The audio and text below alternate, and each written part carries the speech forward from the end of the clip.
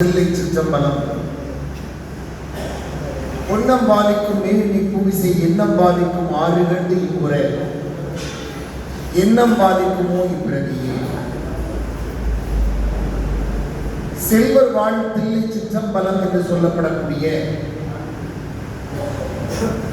நாட்டுக்கோட்டை நகரத்தார்கள் சைவத்தில் தோய்ந்தவர்கள். நாட்டுக்கோட்டை நகரத்தார் பெருமக்கள் சைவத்தில் தோய்ந்தவர்கள். வைஷ்ணவத்திற்கு கோவில் என்று சொன்னால், வைஷ்ணவர்களுக்கு கோவில் என்று சொன்னால் ஸ்ரீரங்கம். அதனால்தான் ஆட்சிமார்கள் பிள்ளைகளுக்கு சொல்கிற போதே குழந்தைகளுக்கு பாடலாக சொல்வார்கள், இங்கு இங்கு இங்கு இங்கு இங்கா கஸ்தூரி ரெங்கா, காவேரி ரெங்கா, திருமயம் ரெங்கா, திருமலை ரெங்கா, திருப்பதி ரெங்கா, எங்க இருக்குமா ரெங்கம்பழம், நீத்தக்கரைக்கு திருவான காவலுக்கு நடுவே இருக்குமா ரெங்கம்பழம். குழந்தைக்கு ஆன்மீகத்தை கூட்டுகிற போதே கோவில் என்றால் வைஷ்ணவர்களுக்கு ஸ்ரீரங்கம், சைவர்களுக்கு கோவில் என்று சொன்னாலே தில்லை சிதம்பரம் தான். மற்ற கோயில்னாலே சிதம்பரம். அதனாலதான் நாட்டுக்கோட்டை நகரத்தார்கள் எந்த கோயில் கட்டினாலும் நல்லா தெரிஞ்சுங்க. நம்ம நகர கோயிலா இருக்கட்டும், எந்த சிவன் கோயிலா இருக்கட்டும், தமிழ்நாட்டில் உள்ள எல்லா கோயிலையும் நீங்க எந்த கோயில சாமி சிவன் கோயிலுக்கு போனாலும் அங்க சிதம்பரம் இல்லாம இருக்காது. நடராஜா இல்லாம ஒரு கோயில். நடராஜா இருக்காருன்னா அது சிதம்பரம், அவ்வளவுதான். அதனாலதான் கோவிலை அங்கே வைத்தார்கள். எந்த ஊர்ல அர்த்தஜாம பூஜை நடந்தாலும் அர்த்தஜாம பூஜை எல்லாம் முடிஞ்சதுக்கு பிறகு எல்லா கோயில உள்ள சிவபெருமானும் எங்க வந்துருவாங்க, தில்லைக்கு வந்து இங்க அர்த்தஜாமத்துல வந்து சேர்ந்துருவாங்க. இன்னைக்கு தில்லையில ஒரு அர்த்தஜாம பூஜை நீங்க பாக்குறீங்கன்னா சகல உலகத்தில் உள்ள அத்தனை சிவனும் வந்து சேர்ற அந்த அர்த்தஜாம பூஜையை பார்க்கறதுக்கு சமம் இங்க தில்லை மட்டும்தான். அப்பேற்பட்ட தில்லையை எத்தனையோ ராஜாக்கள் கட்டி புண்ணியமான திருப்பணிகளை செய்த அந்த தில்லை நகரத்தில் இன்றைக்கு இருக்கின்ற அந்த அருமையான சிற்றம்பலம் என்று சொல்லப்படக்கூடிய அந்த பொற்சபை, அந்த சபையை புதுக்கி மிக அற்புதமான அந்த ஆலயத்திற்கு திருப்பணிகள் செய்து மிக நேர்த்தியான கும்பாபிஷேகத்தையும் செய்து நடராஜா இருக்கக்கூடிய அந்த பொன்னம்பல சபையின் மேலே இருக்கிற ஓடுகளை பொன்னால் புதுக்கி வேய்ந்த இனம் நாட்டுக்கோட்டை நகரத்தார்கள் தான். பல பேர் புத்தகங்கள்ல அந்த சோழன் பண்ணாரு, இவர் பண்ணாரு, அதெல்லாம் இருக்கலாம், உண்மைதான். அதெல்லாம் படையெடுப்புகள்ல போயிருச்சு. கடைசியாக நடராஜாவையே இங்க வைக்க முடியாம பல இடத்துக்கு நடராஜா போனார். உண்மை. இங்கே நடராஜாவுக்கு மேல உள்ள பொன்னோடுகளை எல்லாம் புதுக்கி நாட்டுக்கோட்டை நகரத்தார்கள் தான் திருப்பணி செய்தார்கள். 1870களில் பெருந்திருப்பணி. இன்னைக்கு நடராஜா கோயிலில் இருக்கக்கூடிய அற்புதமான பல திருப்பணிகள்ல பெரிய திருப்பணி என்னன்னா இந்த பொன்னோடு ஒண்ணு, இன்னொன்னு இந்த சைவத்தையும் வைணவத்துக்கு நடுவில் ஒரு பெரிய சுவர் இருந்தது. தானே விழுந்து அந்த சுவர் இப்படியே இருக்கட்டும், ஒரே இடத்துல இருந்து சைவத்தையும் வைணவத்தையும் பார்க்கணும்னு கோவிந்தராஜ பெருமாளை நடராஜாவையும் பார்க்க வச்ச புண்ணியம் நகரத்தார்கள் அரச குடும்பத்தில் திருப்பணிகள் நடந்துச்சு. இதெல்லாம் சிறப்பு வாய்ந்த இந்த நகரத்தார் திருப்பணியில தில்லைக்குள்ள தொடரும். இந்த தில்லையில நம்முடைய நகரத்தார் பெருமக்கள் ஒன்று கூடி, தில்லைன்னா நகரத்தார் ரொம்ப சிறப்பு. ஆனா 76 ஊர்களில் நகரத்தார்கள் கோயில் கட்டினா அங்க யாரை வைப்பார்கள் என்றால் மீனாட்சியையும் சொக்கலிங்கரையும் தான் வைப்பார்கள். நகரத்தார்களுக்கு சொக்கலிங்கர் இல்லாம கிடையாது. அதுக்குதான் பழ ராமசாமி மீட்டார், நாராயணன் அதை கட்டிடமாக எழுப்பினார். அடுத்து இவர் வரப்போறாருங்கிறத 100-200 வருஷத்துக்கு முன்னாடி நம்ம ஆட்சிமார்கள் தெரிந்து ஒரு பாட்டு பாடிட்டாங்க. காசியில பட்டெடுத்து கப்பல்ல தொட்டி கட்டி தொட்டில் வரிஞ்சு கட்டி துறமகனை போட்டாட்டி தொட்டிலுக்கு கீழே துணை இருப்பார் மீனாட்சி, கட்டிலுக்கு கீழே காத்திருப்பார் சொக்கலிங்கம் என்று தாராட்டிலே பாடிவிட்டார்கள். அதனால ரொம்ப சிறப்பு என்ன அப்படின்னா, சொக்கலிங்கம் அவர்கள் இன்றைக்கு சொக்கலிங்கம் அவர்கள் காசி நாட்டுக்கோட்டை நகரச்சத்திர மேலாண்மை கழகத்தினுடைய தலைவர் பதவிக்கு அவர்கள் வேட்பாளராக நிற்கிறார்கள் என்று சொல்ல மாட்டேன். அவர்கள்தான் தலைவர் என்றே சொல்லலாம் என்கிற அளவுக்கு இன்றைக்கு மாறிவிட்டது களம் மாறிடுச்சு. அந்த அளவுக்கு மக்கள்கிட்ட பேச்சு இருக்கு. வேறு விதமான போக்கில் அது கண்டிப்பாக இந்த காட்சத்திரத்தினுடைய எதிர்கால நடவடிக்கை நடத்த வேண்டுமானால் அது ஏஎன் சொக்கலிங்கமால் தான் முடியும் என்கிற வார்த்தை நகரத்தார்களுடைய வாயிலிருந்து பிறக்க ஆரம்பித்திருந்தது. நான் பார்த்தேன். இது வந்து பொதுவாக ரொம்ப சிறப்பினை ராகவேந்திரன் அவர்கள் வர வேண்டும் என்று அழைத்தார். நான் அதற்கு முன்பு அவர்கள் தொலைபேசியில் பேசிய போது இதற்கு முன்பு ஒருவரை நாங்கள் தலைவராக வர வேண்டும் என்று சிந்தித்திருந்தோம். ஆனால் அவர் விஸ்வநாதனுடைய திருவடிக்கே போவார் என்று எங்களுக்கு தெரியாது. மாமனார் சோமன்.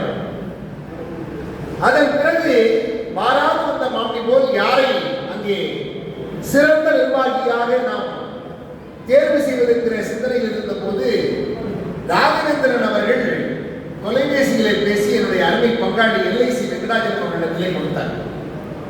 அவர்களும் மாமன்னார் சேவந்திக்கிரன் அவர்களும் தொலைபேசியில் பேசி, தம்பி நம்ம தேவகோட்டையிலிருந்து அண்ணன் ANC அவர்கள் அண்ணன் மிகச்சிறந்த தேர்வு, அருமையான தேர்வு, நெறியான மனிதர், நேர்மையான மனிதர், ஒழுக்கமான மனிதர், சுய உழைப்பால் சுயம்புவாக உருவாகி இருக்கிற மனிதர். அந்த வார்த்தை முக்கியம் சார். அவருக்கு பின்னாடி பெரிய விலாசம் கிடையாது, அவருக்கு பின்னாடி பெரிய பணம் கிடையாது, அவருக்கு பின்னாடி ஒரு பெரிய மார்க்காக்கள் கிடையாது. தனி மனிதனாக ANC என்கிற மார்க்காவை உருவாக்கியவர் திரு துபாய் சொக்கலிங்கம், உழைப்பாளர், கல்வியாளர். அப்பேற்பட்ட இந்த மனிதரை நான் இன்றைக்கு ஒரு நிறைவான தலைவராகத்தான் நான் பார்க்கிறேன். அந்த வார்த்தையை விட வேறொன்றும் எனக்கு தெரியவில்லை. நிறைவான தலைவர். பொதுவாக சிலருக்கு விமர்சனங்கள் இருக்கும். சிலர் எதிராக இருக்கிற வேட்பாளர்கள் தேவையற்ற விமர்சனங்களை உருவாக்குவார்கள். நீங்க இப்ப சமீபத்தில் கேட்டுக்கொண்டிருப்பீங்க, வேணும்னே உருவாக்குவாங்க. ஆனா அந்த உருவாக்குகிற விமர்சனங்களை எல்லாம் தாண்டி நகரத்தார்களின் இதயங்களை வென்றிருக்கின்ற செயல்பாட்டாளர் திரு ANC என்பதை நாங்கள் அறிந்திருக்கிறோம். அதனால் தான் நன்றாக தெரிந்து கொள்ளுங்கள். பொதுவாக நகரத்தார் பெருமக்கள் 2 பேர் போட்டியிட்டால் பொது சபைக்கு இத்தனை பேர் வந்து இவருக்கு நீங்கள் தேர்வு செய்யுங்கள், ஓட்டளியுங்கள் என்று யாருக்கும் வரமாட்டார்கள். இன்றைக்கு ஜமீன்தார் குடும்பத்திலே இருந்து ALAR திரு CRM அருணாச்சலம் அவர்கள் வருகை தந்திருக்கிறார்கள் என்றால் உண்மையிலேயே தேவகோட்டை நகரமே அதை ஏற்றுக்கொண்டுதான் இவரை தலைவராக வைக்க வேண்டும் என்று முடிவு செய்திருக்கிறது. முதல் செய்தி. இரண்டாவது செய்தி சொல்கிறேன். எங்க தேவகோட்டைக்கு பெரிய அடையாளம் ஜமீன்தார். இரண்டாவது மிகப்பெரிய அடையாளத்தை கொடுத்த ஒரு தனி மனிதர் நீதியரசர் AR லட்சுமணன் அவர்கள். அவருக்கு என்ன பெரிய சிறப்புனா, நீதியரசராக இருந்தாரா பெரிய சிறப்பு. அவர் வந்து கோயில் கட்டின பாபா கோயில் சிறப்பு, அதெல்லாம் விட ஒரு பெரிய சிறப்புக்கு ஒவ்வொரு நகரத்தாரும் கும்பிடணும். நம்ம காசியில உள்ள சம்பவருக்கு 3 விதமான பூஜையை நம்ம பண்ணிட்டு இருக்கோம். 4 பூஜை, மெயினான பூஜை, 5 பூஜை, அது 5ஆவது பூஜை சிங்கார சயனாரத்தின்னு சொல்றது. அது யதார்த்தமா 4 பூஜை ரொம்ப முக்கியம். காலையில 3-4 மணிக்கு நடக்கிறது மங்களாரத்தி, மத்தியானம் உச்சிகாலம் வந்து போகாரத்தி, 11 to 12. சாயங்காலம் நடக்கிறது வந்து சப்தரிஷி பூஜைன்னு பேரு. ஆனா இரவு 8 மணிக்கு மேல நடக்கிற பூஜைக்கு பேரு சிங்கார ஆரத்தி. அப்படியே சிங்காரம் பண்ணி அலங்காரம் பண்ணுவாங்க விஸ்வநாதன். இந்த 4 வேற பூஜை ஒன்றும் சிறப்பான பூஜை கிடையாது, தினந்தோறும் நடக்குது. இந்த 4 பூஜையில 3 பூஜையே 210 ஆண்டுகளுக்கு மேல செய்து வரக்கூடிய ஒரே. இதுல பெரிய சிறப்பு என்னன்னா, வெள்ளம் வந்த போது காசி விடுதி வாசலுக்கு வெள்ளம் வந்துருச்சு, கங்கை வெள்ளம்.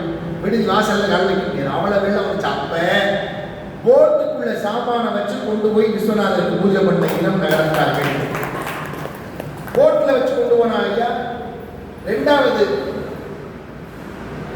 மிசா வந்த போது 4 பேர் சேர்த்து ரோட்ல போக முடியாது. எமர்ஜென்சி பீரியட், அவசர காலங்களை பிரகடனத்தின் போது 4 பேர் சேர்த்து ரோட்ல போக முடியாது. கொரோனா வந்த காலத்துல யாருமே வீட்டை விட்டு வெளியே வரக்கூடாது. அப்பம்போது கூட இது ஒன்றுக்கு மட்டும் இந்தியாவில் தனித்த விலக்கு கொடுக்கப்பட்டது. விஸ்வநாதருக்கான பூஜை பொருள் மேளநாதஸ்வரத்தோடு சாலைகளில் போகலாம். காரணம் என்ன? விஸ்வநாதருக்கான பூஜை தொடர்ச்சியாக 200 ஆண்டுகளுக்கு மேல 1813 துவங்கின பூஜை. அதனால காசியில நமக்கு ஒரு பழமொழி இருக்கு. என்ன பழமொழி தெரியுமா? பஞ்சாப் மெயில் தவறுனாலும் தவறும், நகரத்தார் சம்போ தவறாது. அப்பேற்பட்ட பேர் ஒரு தவணை சம்பவோட கூட போங்க. நீங்க எல்லாம் தனியா விஸ்வநாதரை பார்க்க போங்க, ஒரு தவணை போங்க. அண்ணன் சொக்கலிங்க வந்தோடனே ஒரு 500 பேர் 300 பேர் போற மாதிரி ஆர்டர் வாங்கிடுவாங்க.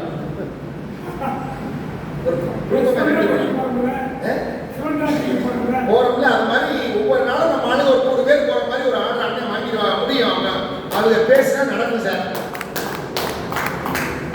துபாய் ஸ்டேட்ல நடக்குது, நம்ம ஊர்ல நடக்காத. ரொம்ப ஆச்சரியம் என்ன தெரியுமா? அண்ணனை பார்த்து ஆச்சரியப்படுறது. துபாயில நாட்டுக்கோட்டை நகரத்தாருடைய வணிக மாநாடு 2017 அவ்வளவு பிரமாதமா ஐடிசியை நடத்தினவங்க சொல்றாங்க. பிரமாதமா அங்க ஒரு பெரிய வெளிநாட்டுல மாநாடு நடத்துறவரு இங்க என்ன சர்வ சாதாரணம் பண்ணிட முடியும். சிலர் முயற்சி செய்கிறார்கள். நான் அவங்க எல்லாரும் ஆசைப்படுறது அவங்க இயல்பு சார். யாருக்கும் நான் தலைவராக வரணும்னு நினைக்கிறவங்க தலைவர்னா ஒரு தனி மனிதன் உயர வேண்டும் என்றும் பொறுப்பாற்ற வேண்டும் என்று நினைப்பது அவருடைய தனிப்பட்ட ஆசை. அவருடைய உயர்வை நோக்கி அவருடைய வளர்ச்சியை நோக்கி போகிற போது யாரும் குறை சொல்லி அவர் தடை சொல்ல அதுக்கு நம்ம தடை கிடையாது. ஆனால் அவருடைய பின்புலம் அவர் எப்படி வந்தார், அவருடைய பின்னால் உள்ள வரலாறு எப்படி இருக்கின்றத பொதுத்தளத்துக்கு வர்ற போது கண்டிப்பா பார்க்க வேண்டிய கட்டாயம் இருக்கிறது. ஏஎன்சி அவர்கள் தான் நடந்து வந்த பாதையெல்லாம் வெள்ளை கம்பளத்தில் நடந்து வந்தவர் என்பதை இந்த மன்றத்தில் நான் கம்பீரமாக உரைக்கிறேன். வெள்ளை கம்பளம் வீசி வந்தவர். அவருக்கு எங்க வந்த பாதையில எந்த குறையும் சொல்ல முடியாது. அப்பேற்பட்ட மனிதர். ஒரு பாயிண்ட் சொன்னேன் பாருங்க. காசியில முதல்ல ஜமீன்தார் குடும்பத்திலிருந்து ஒருத்தர் வந்திருக்காங்க. முதல் விஷயம் தேவகொண்டே வந்த மாதிரி. இரண்டாவது விஷயம் என்ன தெரியுமா? இந்த 3 சம்பவம் நம்ம பண்ணிட்டு இருக்கோம்ல. ஒரு சம்பவம் இந்த சப்தரிஷி மட்டும் அங்க இருக்கிற நேபாள் ராஜாவும் காசி ராஜாவும் சேர்ந்து பண்ணதா சொல்லுவாங்க. இப்ப சில ஐயர்கள் சேர்ந்து அதை பண்றாங்க. 7 பேர் பண்டாக்கள். இந்த 3 சம்பவம் இருக்கே, இந்த 3 சம்பவம்ல ஒரு சம்பவம் நம்ம பண்ற போது ஒரு இந்தியாவில் உள்ள ஒரு பெரிய மடம், பேர் நான் சொல்ல விரும்பல, அந்த மடாதிபதி வழிகாட்டுதல்லையோ இல்ல யாரோ ஒரு வழிகாட்டுதல்ல அங்க இருக்கிற மேனேஜர் உள்ள போய் பால் செப்ப கொண்டே வச்சுட்டார். தனியா பால் பிரசாதங்கள் என்னென்னலாம் பூஜை பொருளோ நம்ம கொண்டு போற மாதிரி கொண்டே வச்சுட்டாங்க. இது கேள்விப்பட்டு உடனே அங்க இருந்து மேலாளர் நம்ம காலப்பி சந்திரத்துல தலைவர் நம்ம பேசி உடனடியா யாரை தொடர்பு கொள்ளலாம் கேட்டோம்னே முதல் ஆபத் பாந்தவனாக அன்றைக்கு இருந்தவர் நீதியரசர் ஏஆர் லட்சுமணன் அவர்கள். அவங்கள்ட்ட போய் சொன்னோன்னா ஐயா அடுத்த போன் உடனே அந்த மடத்தினுடைய மேலாளர் பேசினாங்க. இங்க அந்த மடத்தினுடைய மேலாளர் தலைமை மேலாளர் இருக்காரு. இந்த மாதிரி நீங்க செய்தீங்களா, தயவு செய்து நகரத்தார் தர்மத்தில் இடையூறாக யாரும் உள்ளே வராதீர்கள் என்று சொன்னார்கள். உடனடியாக அது மேலிடத்திற்கு கொடுக்கப்பட்டது தகவல். ஒரு நீண்ட கடிதத்தை நீதியரசருக்கு மடாதிபதி மேலாளர் மூலமாக எழுதினார். எந்த காலத்திலும் நகரத்தாருடைய தர்மத்திற்கு நாங்கள் நீங்கள் சொன்னவுடன் இனிமேல் இடையூறாக வரவே மாட்டோம் என்று ஒப்புக்கொண்டு விலகி கொண்டார். சிந்தித்து பாருங்கள். அந்த கடிதம் இன்னமும் அன்னைட்ட இருக்கு, வச்சிருக்காங்க. 2004 அந்த நிகழ்ச்சி நடந்தது. இப்ப 21 வருஷம் ஆச்சு, 22 வருஷம் ஆயிட்டு இருக்கு. நான் ஏன் சொல்றேன் தெரியுமா உங்களுக்கு? அப்பேற்பட்ட தர்மத்தை காத்தவருடைய அன்பு மைந்தன் இங்கே வந்திருக்கிறார். ஏஎன்சி அவர்களை கொண்டு வர வேண்டும் என்று. 2வது விஷயம், அவங்கெல்லாம் எளிமையா ஒருத்தருக்கு நீங்க ஓட்டு போடுங்க கேட்க வர ஆட்கள் கிடையாது சார். யார் யார் வர்றாங்கன்னு பார்க்கணும் ஒருத்தருக்கு பின்னாடி. ஏன் வர்றாங்க தெரியுமா? எங்க அப்பச்சி சம்பவ காப்பாத்தினாரு, அது மாதிரி சித்ராவையும் காசியையும் எப்படியாவது 2026 2029 காப்பாற்றியா. அதை விட பெரிய பணம் வந்துகிட்டு இருக்கு, அடுத்து வரப்போகுது. அதெல்லாம் காப்பாற்றுறதுக்கு ஏஎன்சி தான் வரணும். அவர் வந்தாத்தான் சரியான நிர்வாகம் பண்ண முடியும். சரியா விஸ்வநாதர் பாதத்துக்கு அந்த பால் போய் சேரும். அது எப்படி திருப்பணியா மாறணுங்கிற விவரம் அவருக்கு தெரியும். ஏன் தெரியுமா? நீங்க தேவனில் இரவு சேரி கோயில் மூடிநாதர்னு பேரு, நல்ல இறையாண்டு சேர்ந்து திருமுறையில் பாடப்பெற்ற ஒரு தலம், வைப்பு தலம். அருமையான கோயில். அந்த இறைவசேரி கோயிலுக்கு எப்படி திருப்பணி பண்றது தெரியாம எல்லா திருப்பணி செல்வர்களையும் நான் பார்த்தேன். திருக்கடையில் கும்பாபிஷேகம் பண்ணும்போது கருவூர் ஆதரத்தோடு சேர்ந்து பண்ணோம். மாயவரத்தில் அண்ணன் எங்க அண்ணன் ராம சிதம்பரம் இருக்காங்க. திருவாவூர் ஆதரத்தோடு தொடர்பு கொண்டு அந்த கோயிலை நம்ம நகரத்தார் தேவோட பேரணி என்ன பண்ண குடும்பத்தை அடியை இணைந்து பல பேர் ஒரு லட்சம் கும்பாபிஷேகத்தை பண்ணேன். பண்ணும்போது இறைவசேரிக்கு உள்ளூர்ல பார்க்க வேண்டிய கட்டாயம் இருந்தது. அப்ப உடனடியாக நான் இந்த கோயிலை புதுக்கி தருவேன் என்று தன் சொந்த பணத்தில் 23 லட்சத்தை கொடுத்து சுமார் 40-50 லட்சம் ரூபாய் மதிப்பிலான அந்த கோயிலுக்கான திருப்பணியில் அனைவரையும் ஒருங்கிணைத்து மிக அற்புதமான அந்த கோயிலுக்கான திருப்பணியை செய்தவர் ஏஎன்சி என்பதை நான் நம்புகிறேன். ஏன் இதை சொல்றேன்? 2வது ஏஆர் அவருடைய அன்பு மைந்தன் வந்திருக்கிறார். 3வது ஒருத்தர் யாருமே எப்பவுமே நகரத்தார பார்த்தா முதல்ல என்ன கேள்வி கேட்போம்? முதல் கேள்வி என்ன கேட்போங்க? யார் சார் சொல்றது? அண்ணன் தானா? சவால் பண்ணா நீங்க என்ன கோயில்னு கேட்போம். அதுல தெரிஞ்சது எல்லா கதையும். அப்படிதான் பெங்களூர்ல பேசும்போது ஒரு நிகழ்ச்சியில மேடையில் ஒரு சின்ன பிள்ளையை கூப்பிட்டு அந்த கோயில் என்னன்னு என் கோயில் பிள்ளையார் இருந்துச்சு. அங்கேருந்து அவங்க ஆத்தா வந்து அவனுக்கு எந்த விவரம் தெரியாது சார், எங்களுக்கு ஆங்கிய கருப்பர் கோயில் சார் ஆத்தா. உடனே அவங்க மாமியா அங்கிருந்து வந்துச்சு. அதாவது அந்த பிள்ளைக்கு அப்பத்தா உங்களுக்கு 2 பேருக்கு எந்த விவரம் தெரியாதப்பா, எங்களுக்கு கோயில் செல்லாயம்மன் கோயில் சாண்டாச்சு. 3க்கும் தெரியல. 9 நகர கோயில்ல 60 கோயிலை சார்ந்தவர்கள், இந்த குடிவழியை சார்ந்தவர்களுக்கு நமக்கு 9 நகர கோயில் இருக்கு. எந்த வேட்பாளருக்கும் எனக்கு தெரிஞ்சு நகர கோயிலே சேர்த்து வேலை பார்த்து நான் பார்க்கல. நிர்வாகிகளே வந்திருக்காங்க. சுப்பிரமணியனை பனைப்பட்டி எங்க மாத்தூர் கோயில் வந்திருக்காங்க. எல்ஐசி வெங்கடாஜன் இந்த கோயிலுடைய சிறந்த பணிகளை சேவைகளை செய்யக்கூடிய வந்திருக்கிறாங்க. எங்க சொக்கலிங்க எங்க பங்காளி எஸ் சொக்கலிங்க வந்திருக்காங்க. எல்லாரும் நகர கோயிலே ஒரு மனிதன் வர வேண்டும் என்று விரும்புகிறது என்றால் இதை விட சிறந்த மனிதரை நீங்கள் பார்க்க முடியுமா?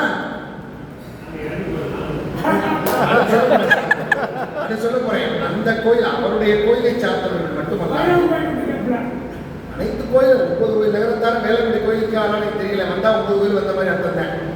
ஏன்னா அது கொஞ்சம் எண்ணிக்கையில கொஞ்சம் ஆமா சுருக்கமான எண்ணிக்கை உள்ள பிள்ளைகள் கோயில். எதுக்கு சொல்ற? எல்லா கோயில் நகரத்தாருடைய ஆதரவு உண்டு. ஆனால் அந்த நகர கோயிலை சார்ந்தவரே நிர்வாகிகளே வந்து இவங்களை தேர்ந்தெடுக்கணும்னு சொல்றாங்க. பாருங்க என்ன பின்புலம் இங்க இருக்குங்கிறது.